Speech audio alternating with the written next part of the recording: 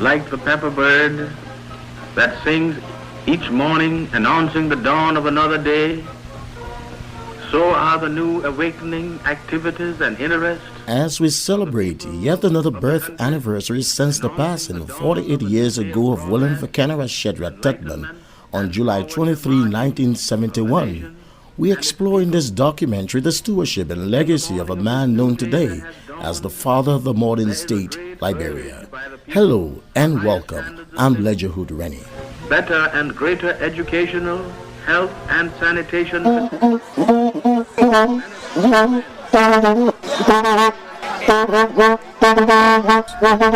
So let's begin by exploring President Tubman's rise to political power, starting with his early days. Professor Augustine Conner, and I am the Dean of the AMU Graduate School. Tubman was born in Harper, Maryland. He went to school in Harper, the primary school. He went to a seminary. He became a member of the militia because he participated in many militia activities. He became an officer. He was also a lawyer. In fact, he became known as the poor man's lawyer. He became a teacher. He was a Freemason and a tax collector.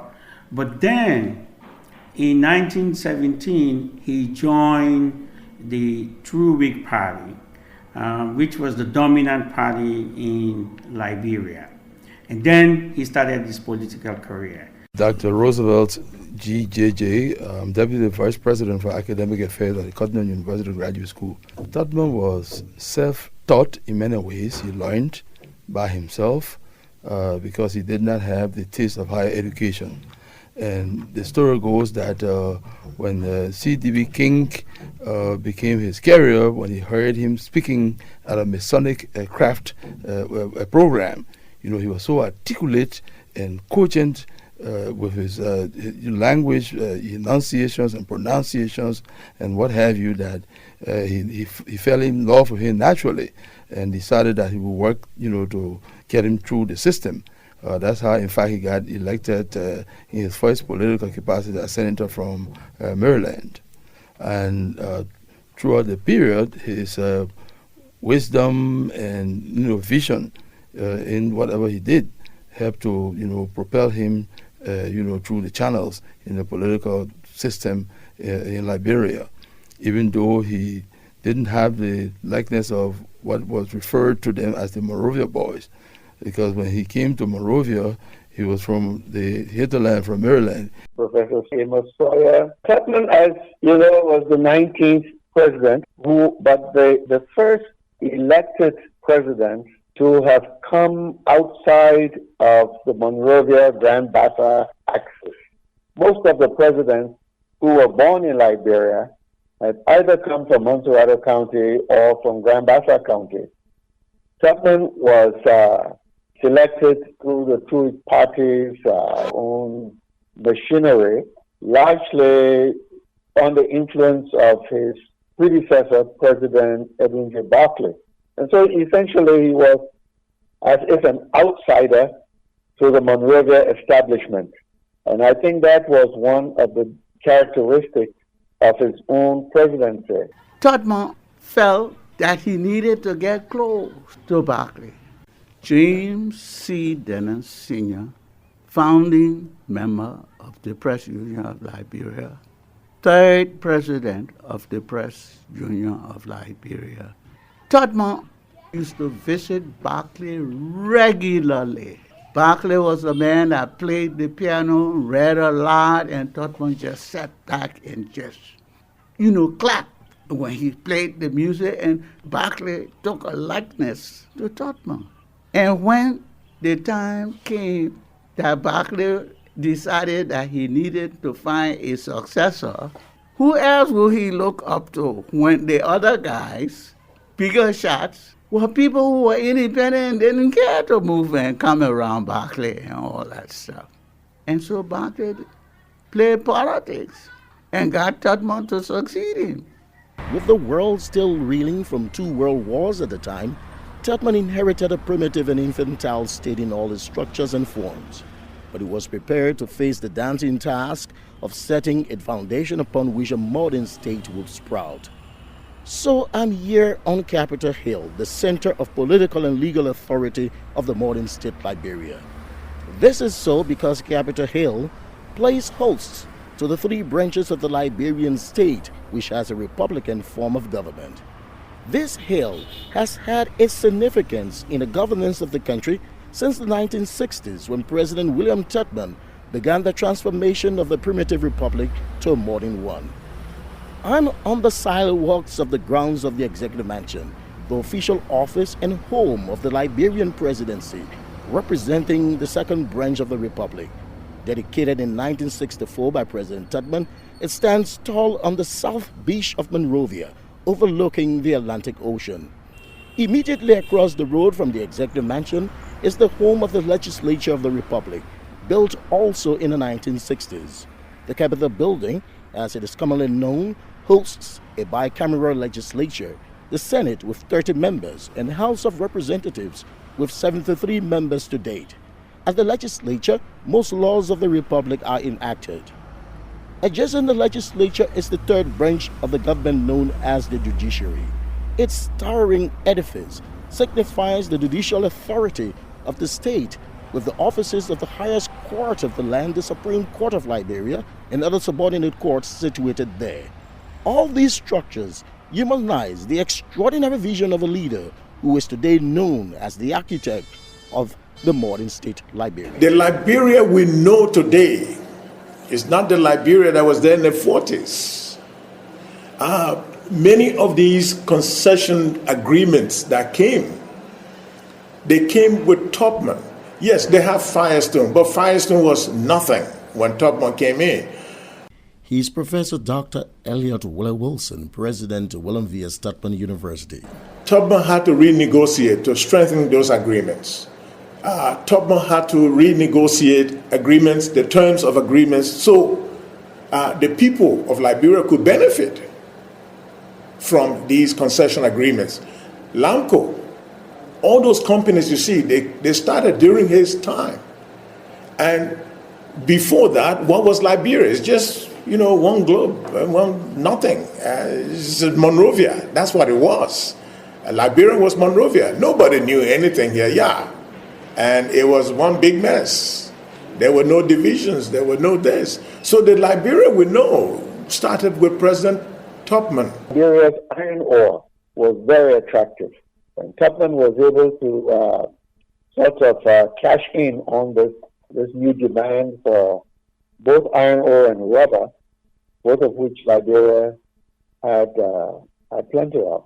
That's Professor Dr. Amos C. Sawyer, renowned politician and professor of political science. And was able then to lead Liberia in a way that the GDP of the country just rose astronomically during his time. The resources that was available to the Liberian presidency was now unprecedented. Until this period, there were import taxes and there were head tax, that were in fact the mainstay of the Liberian economy, the sources of revenue. The Centennial Pavilion you see in Monrovia was built by Tubman. The Executive Mansion was built by Tubman. The Monrovia City Hall was built by Tubman. The Capitol Building was built by Tubman. Temple of Justice, the Department of Information and Cultural Affairs, which is now Ministry of Information, the Telecommunication Headquarters, the Central Post Office, the administrative and other buildings all over. They were nowhere there. Former Superintendent of Maryland County, Honorable Nathaniel Toole. I was 11 years when I touched Tubman's body in Monrovia in 1953. I knew when I went there what Monrovia was looking like. When Tubman came in, there were no paved roads in Monrovia. But by the time he left, many of the roads were paved. That is modernization. In a way, you can say that simply because of his open-door policy that enabled, the Firestones and all of those. Firestone came a little bit before his time, well before his time. But then, once he was in place and because he was able to reach out to expand the horizon of Liberia in terms of diplomatic relationship, in terms of programs with other countries. Because of that, yes, you can say that he started the real modern state. Mrs. Ellen Johnson Sirleaf, former president of the Republic of Liberia. Although I like to reflect on the fact that many of the older people before Tubman time, without much support, without resources, were able to do some good things in this country, to do some, primary industrialization. Unfortunately, all of those passed away over time.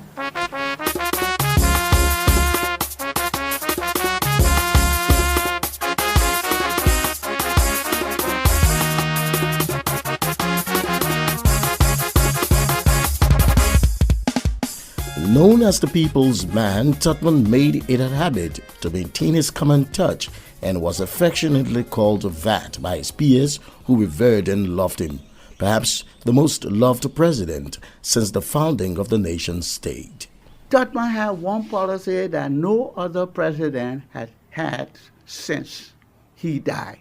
He had a way of communicating to the average person daily after 5 for about 2.5 to 3 hours, having them freely express and give him suggestions about the country and the activities in the country. Obviously, when you are exposed to something like that never happened in the history of the country, people got familiar with the man and got to the point where they didn't want him to leave. Mr. James C. Dennis, veteran Liberian journalist at age 91.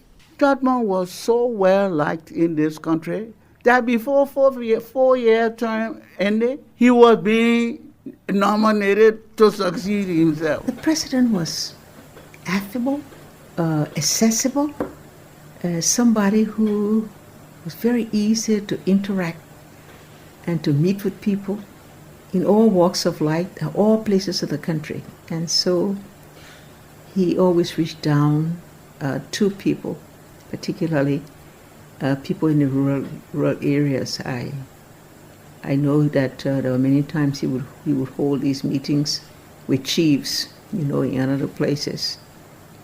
He's well remembered for that. He also was present. I like to say that those particular attributes, I think, enable him to be remembered so well. Mrs. Ellen Johnson Sirleaf, former president of the Republic of Liberia. And he was a man who put Liberia first. A man who respects people, whether native, whether what, countrywoman, countryman. He was a man with a godly heart. Mother Yatta Zoe, renowned Liberian traditional folk singer at age 82 years. He gave people who were in need. He came to their aid. You cry to him, you go to him. If you are bereaved or in trouble, you need a job, you can't even work, he will create a job for you. Tubman was that kind of man. Did you perform for Tubman? Yes, I did. In fact, he was the one who encouraged me to go abroad. He helped me. He paid my way. They put me on the plane. He sent his own driver. They put me on the plane, and I went to America. What song did you sing for Tubman? The song I sang for Tubman, I can hardly remember now, but I sang the song, Tubman is a man. Give him the due that due him. Give him his bread. And the band usually play President Tubman is the man. President Tubman is the man we need.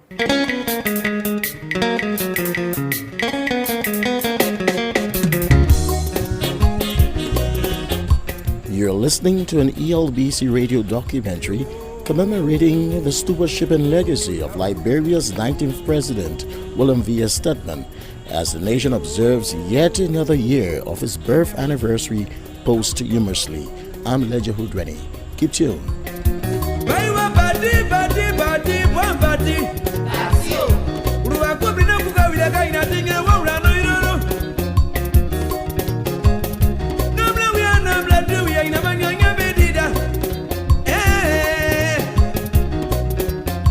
In spite of being the president of the country, Tubman raised a very respectable and affable family who included children that were not of biological connections.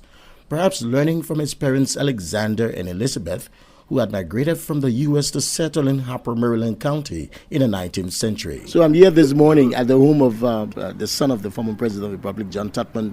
John, thank you for opening your doors for me this morning and to come to talk to you about your dad. You're always welcome. Always a pleasure. And I've also bumped into the foster son of President Tubman, the Honorable E. Sumo Jones, used to be the former Deputy Attorney General of the Republic of Liberia. So good morning to you and welcome to also. Thank you very much, Rennie. I feel honored. You met me here, and John has allowed me to be a participant of this great occasion. He's not only a former Attorney General, former Commissioner of Immigration, Senator, Minister of what? Of Labor, of Commerce. Outside the official dome of the presidency of your father, what kind of man was he? Oh, he was a very loving, caring man who considered everybody deserved to be treated the same way. And it is because of this that he went ahead and implemented many of the policies that he did, particularly the unification, the abolition, for instance, of the hammock system, which was a traditional thing throughout Africa, where at that time where the chiefs and government officials would be carried on their shoulders by other people. And he got there and said that is hereby abolished in the Republic of Liberia, which is what Chief Tamba Taylor told me he thought was one of his greatest accomplishments. Now, when your dad came home from work, what did he do regularly with you and the family? What kind of family man was he? Well, he would work very late, but when he came home, we were all happy to see him. We waited, we all go up and have lunch together, discuss family matters, share and exchange joke, and just had a jovial time. After which he would go in his room, go to sleep until about from 3 to, he came from work at 3 at that time it was, and go to sleep. When he would wake up, it would be around 5, and we'd bring all the little cookies and sweets and tea for him. And you know, children, they're always attracted to that. Yeah. So growing up as the son of the president of the nation, what kind of weight did you carry on your shoulder? Well, really not that much, because we were not participating in government. You know, almost he had very few, almost none of his family participated in government. But of course, we have to carry ourselves with the proper respect and dignity. Did you enjoy special privileges when you went to school, when you went out with friends and that sort of thing? Well, not anything extraordinary, because he himself, I interacted with people. Sometimes he sent him to buy something. He was telling him, say, go to a place called Solobebe. Yeah. He said, don't go to the place, go to Solobebe. That's where I used to go, so that he can know I'm still thinking about him and things like that. Was he a man of great fun? Did he joke with you all? Did he have a regular family life after the official dome? Oh, yes. I think that's one of the reasons I think it helped him to relax and remove some of the stress and strain when he saw us, saw our friends, and most of them, the parents were his friends and his colleagues anyway. So it was very good. And of course, like Sumo came to live with us from the time he was small, and we were even smaller. And Cullen Steer, Friday Tubman, people from all the different tribes and counties. So we were brought up in a way where we got to know people from different sectors of Liberia, like the Chief General Rover, his son Morris Campbell. And so we were all like one family, all equal. Did Dad spank you all when it became necessary? Was he that kind of person, or did he spare the rod? It looked like you just want to know whether I misbehaved. Well, like all children, we sometimes go AWOL. And he wouldn't spare the rod, but he wouldn't overuse it. Use it. Mostly it would be talk, etc. But he was always forgiving and understanding. Isumu, you're part of this family. What are some of your founders' memories living with and being read by President Tubman? I have graduated from BWR, and his nephew, Elick Tubman, his brother's son, and I were classmates, and he used to like me. So one day he asked me to go with him to visit his uncle. So I said, who's your uncle? Well, he said, the president. I said, I beg you. A man like me, the president would look at me. He said, I tell you, my uncle likes everybody. So one day we made it, I tell you, he said, but since you're not living here, I will be running to go outside, you must run. If not, when the soldiers recognize you're not here, they will stop you. So we made the first attempt, it failed. The second one worked. Then when we got on the fourth floor, the woman was about to come outside. He said, I'm not going inside. I said, I'm not doing that one to LA. I wanted to go back to BWR because I took for granted that after graduating from BWR, they'll make honey in Monrovia. So I managed to be admitted by CWA. But I found things very difficult. So I told Elick that if I met his uncle, saying he insisted we met him, I would ask him to send me back to BWR. And then when we finally met him, I was all shaking and so on. Who was that who wanted to see me? I called my name. What do you want? I told him I wanted to go back to BWR. I took for granted I could make it here, but there is no way. So I wanted for him to please send me. He said, but where are you from? I said, I'm from Western Province. Where are your parents? I said, my father was Master Sergeant in the Army, and he was first assigned to Riverset. From there, he was sent to Kepamas. What's his name? I mentioned my father's name. He said, I've been looking for that young man ever since. I've been looking for him. Where is he? I said, my father died in 1942, my son, I didn't know him. Very well. He said, you go and take your things and come and stay here. That was a miracle. Never forget that. He said, Willie Bella, give him $200, let him go buy his things. And you will stay with Elick. So Omer was a man, he loved a lot of people. I was not the only one. There were a lot of other people. And then, if he found out that you were serious, as a matter of fact, from there, he sent me to, I went back to CWA. When I graduated, I got a scholarship. So he said, you have to apply. You never got anything just for nothing. So I applied in a time Massaquoi, was Secretary of Public Instruction. I went through the process. I got the foreign scholarship. I came back. And he never put you up. Just, you can have your PhD degree, but you just come back from abroad to get a job, you have to start for the pattern. So that was, I was the first protected and internal security officer with a Master of Science degree in Police Administration from Michigan State University. Then after about 2 years, then he appointed me. And I was there for 7 years until he died. Tell me about your siblings. There are how many of you? Shad, the little William, Kuku, Nenampu, Fatu, and a couple of others. Okay. Oh, and there's also my sister Rebecca, who is in the United States. What was this whole thing about with the family out on the farm and your dad himself? It was easier for people from the interior to have access to him on the farm, even people from Monrovia than down there. And it was much freer because you were in your own house, not a government house with security at every door. But up there, they were outside the building. So you were free, much freer to play around, maybe ride horse or whatever. And go to the zoo, help to feed the animals. What was it about he and animals? He loved animals.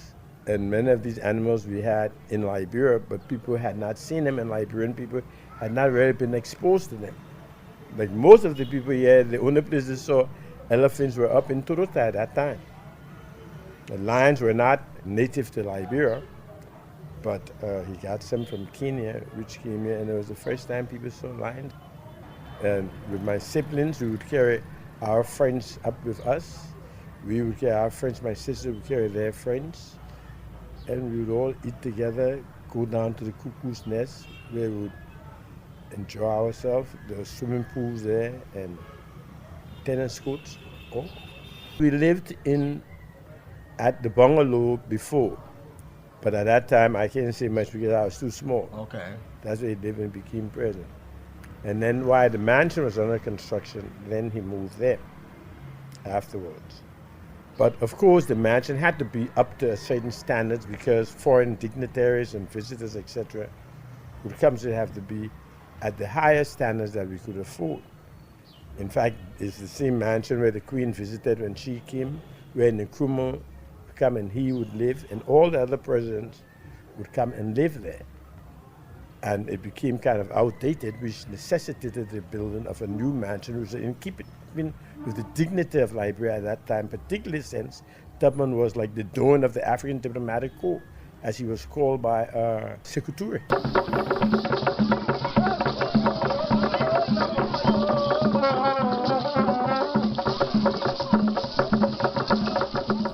When President Tubman assumed the mantle of authority in 1944, social cohesion and integration between the earlier settlers from the U.S., known as Americo-Liberians, and the indigenous population was non-existent, and intertribal conflicts were also rife.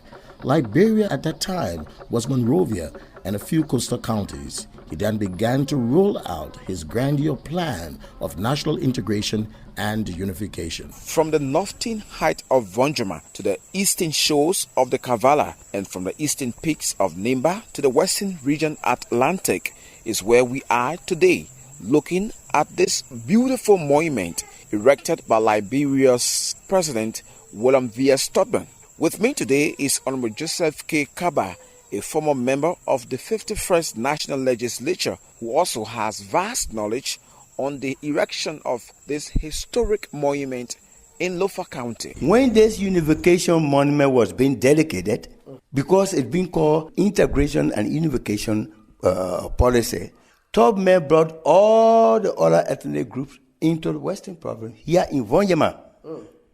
In my present, 1963, May 14, the feast took place to unveil the monument. There were some Grebo people that have not seen any Loma men. There were some Loma men that have not seen Kru men, and things like that. So he brought every ethnic group, chiefs, elders, representatives of those ethnic groups here, and each and every one of them bear a booth at that unification, on that unification ground. And each were offered a cow and several bags of rice to do their own cooking. That means they brought their own women to cook, they brought their dancers, they brought their chiefs, and things like that. And it was really an integration because the lodging was not only in Vonjama. All those chiefs were lodged. If you brought town chief from Grand Cru, they were lodged by town chief in Zozoma. Another town chief was lodged in Malamai, in Lazarimai, in Yandesu, in Galama, in Kuruka, in Selaga, just like that. And the reason was for the people to really feel that they are all from one country and they all should be together. They should know one another and they should live together. There were crises, the impact of which Tubman inherited. And it looked like he focused on these things to make things better. So when Tubman came to power, the interior had been divided up and contracted to contract rulers, which we call indirect rule. When the British and the French questioned Liberia about not only the sovereignty, but occupancy of the land she claimed to own. Historian and lecturer Henry Walter of the Tubman University. They charged Liberia with what they call lack of effective occupation. That meaning there were no political structures in the land we say we own, there were no military presence in the area, and Liberia was challenged to exhibit these things. Liberia had to hire British subject, Henry Luger, for example, to come and divide Liberia interior up into provinces under what we call indirect rule. It was Tubman who brought those places into the constitutional fold in the 60s. The divide between the indigenous and the elites in Monrovia, in the coastal areas at the time, left them out of the political space altogether. But if you didn't educate the people, they wouldn't be prepared to participate in politics. You only participate in what you know about. Almost all of the eminent or prominent high schools in Liberia were built in Tubman time. The purpose was what? To integrate the state, you must prepare the citizens. And so indigenous citizens begin to go to school.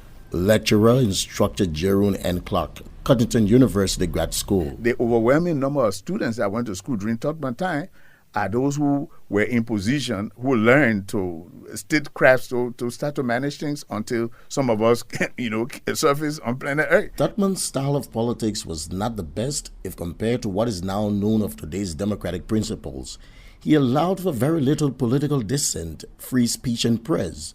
But political pundits and historians argue that colonial masters on the continent at the time showed very little examples worthy of emulation.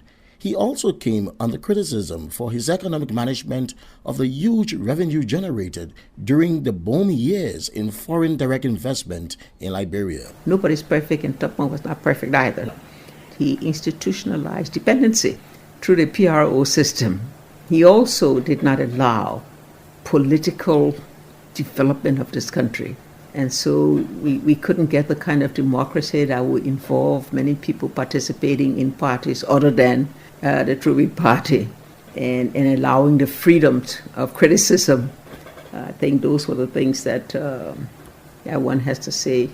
Those were his shortcomings, and there were major shortcomings that also affected the future of the country post his era. Mrs. Ellen Johnson Sirleaf, former president of the Republic of Liberia. Again, here we have to put it within context. He's Dr. Professor Augustine Conner, African Methodist Episcopal University Graduate School. The first issue that Tubman faced was the fact that by the 1960s, we begin to see that the nation was beginning to decrease.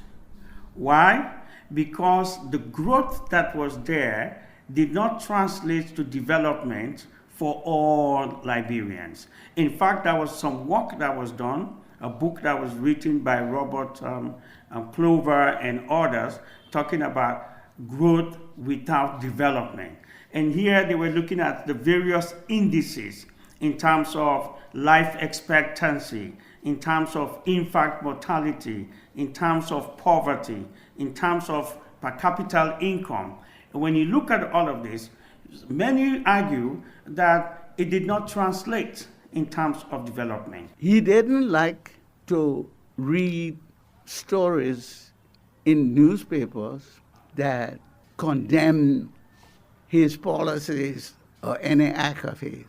As a matter of fact, there were not that many papers anyway. Those days, there were only one daily newspaper and one weekly newspaper. The daily newspaper was established by my late father, Charles C. Dennis Sr., and the Liberian Age was a weekly newspaper run by the True Week Party.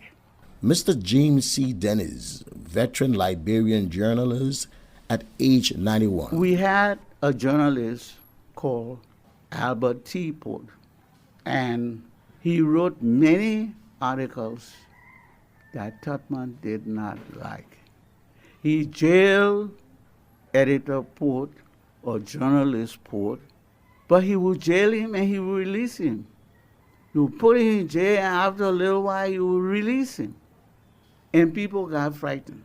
The late Twan Rare, who was working for the Liberian Age, had written a story and published it in the Liberian Age, and it just shook President Tubman up. Rare was a prolific writer, and he was a journalist that he didn't care what you think. Mm-hmm. But if he had a feeling and a sense of direction to write anything about the nation, he didn't hesitate. Thursday morning, Tubman got up, read the Liberian Age, saw the story and said, I'm going to get him. Had Tuan Ray arrested by the Attorney General then, the late Joseph J. Chesson, and had Ray incarcerated. The period we are talking about included a lot of changes taking place on the continent. The idea of the revolutions, and President Tubman was in the forefront of the revolutions, supporting the liberation movements. And it was largely through his own effort that the idea of liberation remained alive at the period, but you could not do that if you didn't have a stable base. You had to create a given amount of stability at home in order to provide the leadership he provided. So Liberia was an example. So we couldn't possibly be an example if we were not stable. And to a large extent, there were other people he would have been done in if he had not done other people in, to say. But he provided leadership. And that leadership led the indigenous people even to reduce the acrimonies amongst themselves, because there were tribes, enslaving tribes, coming into that Tubman period. Then came July 1971. The nation awoke to the shocking news that would shake the foundation of the modern state. Its longest serving and most popular father of the nation, former associate justice, former senator, former revenue collector, and teacher, had passed on that fateful day of the 23rd, having served 27 years at the helm of the presidency. It was devastating. It was such a pain I had never felt before. Such a loss. You don't, until you experience it, you don't even realize it exists. It's a great loss. Mr. John Tubman, son of the late President William V.S. Tubman. Thank God he had prepared us for the eventuality. And as he said, we should hold together. And I think we've done a fairly good job of that. Mr. Eugene Stevenson was the consul general in New York, and George Cooper was our assistant. So I told them, please let me have a stamp so I could put it on a letter to go and post it. They kept on telling me to wait after I got the stamp. I couldn't understand. I said, but I'm just going downstairs. Not knowing that Ambassador S. Edward Beale had already told them that the woman died that night, and they should tell nobody until he gave the go-ahead. So that was, they kept us there. Then they finally made the announcement. Mr. Eugene Stevenson and I fell on the floor for crying. We said, oh, we finished. I noticed that William did not cry, but he was very serious. Then Mr. Tubman called and said, please find John wherever you can see him and tell him to fly straight to London. Let William go straight to Monrovia. But I left some of my things in London, so by the time I got there, I saw the RAF planes in the air surrounding the one that had the coffin of the woman. Mr. E. Sumo Jones. So 48 years later, the foundation laid for the development of a modern state by President Tubman remains work in progress, to put it simply. But political pundits and historians say there are lessons that could be learned from his leadership that today's generation of leaders could emulate to accelerate the country's social, economic, and political development. Well, we should work to ensure that this is one country and we are one people. All those tribalistic attitudes, we need to get rid of them. And still up to this point, Leggy, people wouldn't want to associate with you if you are not from a particular ethnic group. You don't have a particular ethnic relationship, then your lineages are broken.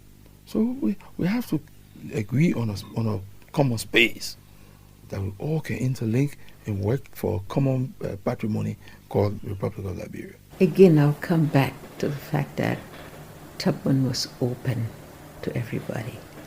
Tubman listened to people. He may not always have done, what they advised or what they suggested, but he listened. He visited private homes. I remember my own father at the time in the legislature. I was a little girl, but he used to go to our home, just go to the home and sit down there and talk things that, difficult to find leaders today doing things like that.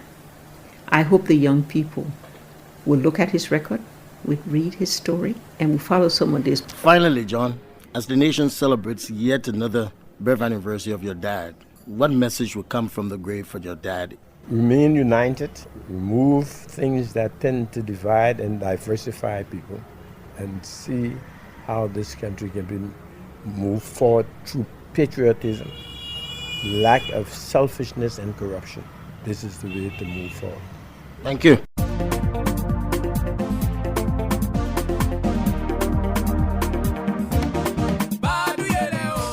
Hope you had a pleasant listening. But before I go, let me give my utmost thanks and appreciation to my contributors, Rushford Gartner of Phoenix FM at the William V.S. Tubman University in Harper, Maryland, and Tubman of Vonjima, Lofa County. Also, my utmost appreciation to all the expert interviewees for granting us their knowledge. Hope you enjoyed listening. Ledgerhood, Rennie. Bye-bye.